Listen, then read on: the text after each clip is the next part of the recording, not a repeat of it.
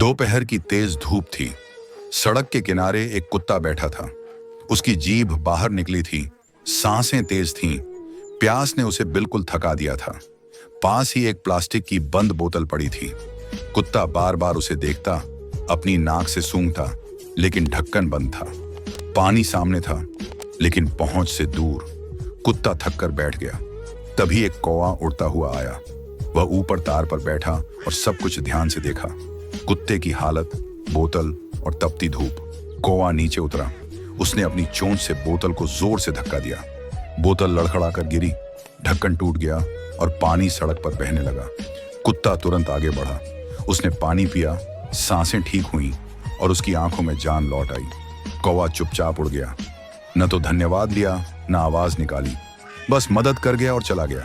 संदेश: कुछ मददें बहुत छोटी होती हैं, लेकिन किसी की पूरी जिंदगी बदल देती हैं। फिर भी किसी ने चैनल को लाइक सब्सक्राइब नहीं किया।